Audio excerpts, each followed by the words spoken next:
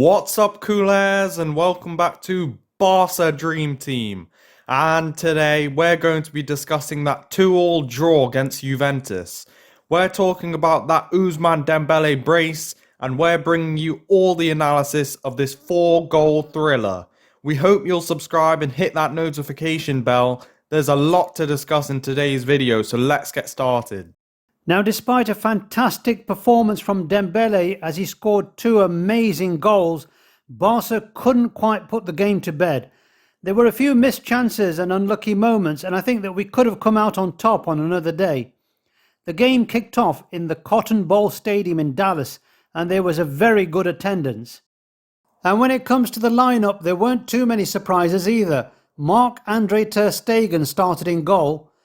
Xavi kept the same centre-back pairing of Eric Garcia and Christensen as Araujo was rested. Jordi Alba started at left-back with Sergi Roberto following up a great second-half performance against Madrid with a start in this game. And there was a midfield trio of Sergio Busquets, Franck Kessié and Nico Gonzalez. And just on Franck Kessié, I think his most underrated trait is probably his ability to carry the ball into the final third and enter goal-scoring positions. We certainly saw a lot of that today as well as on Sunday. Pierre-Emerick Aubameyang was shifted over to that left wing, Ousmane Dembélé came into the team and Rafinha dropped to the bench. And leading the line, making his second consecutive start, was Robert Lewandowski, who I have to say was slightly quiet today. There was a few shots on goal in the opening 10 minutes, and there's a turnover of possession in midfield. And the ball's rolled back to Kessié, who chips it forward to Oba. And it's a rocket from Aubameyang, but it flashes wide past the post. Just over half an hour in, Ousmane Dembélé's on the ball on the right wing. He beats his man and bursts past him, and then, this is the good bit, he cuts inside and then does a fake shot to cut back outside, and he gets the ball on his right foot. And he fires it past the keeper to put Barca 1-0 up. The goal's a clear demonstration of how two-footed Dembélé is, and we know all about the unpredictability that comes with that. His explosive pace is too hard to handle for the defence. He is unstoppable. But just 5 minutes later and there's a counter-attack on, and the ball's played centrally. And then there's a lot of space left open by Jordi Alba there, who's a bit too narrow there, and the ball switched out to the wing, and it's a low ball across the face of goal. It makes its way over to Moise Kean, who makes no mistake in putting that one away. It's Barca 1, Juventus 1. But to be fair, we respond well to that goal because it's a long cross-field pass by Busquets. He pings it over to Dembélé on that right wing again, and he takes it well on his chest. He squares up to Cuadrado again, and he comes inside, and then he just passes the ball through his open legs and beats him. Dembele's cutting in on his left foot now, and he hammers it straight into the back of the net. What a goal by Dembélé. And it's the second time that he's just cut through the Juve defence like a hot knife through butter. And Dembélé wasn't finished there because he plays a delicious through ball with the outside of his left foot and plays Franck Kessié in. Dembele's threaded the needle, but Kessié fails to control it, and he ends up taking an extra touch, giving the keeper the opportunity to put his body on the line and keep the score at 2-1. But I was impressed with Kessié. He was always looking to make things happen, and his positional play was excellent. He's really slotted straight into Barca's midfield. He's making it seem as though he's been here for years. And there were a few chances for Barca to extend the lead after the second half whistle blew. Robert Lewandowski had another crack with a shot not dissimilar to his chance against Madrid in the first half.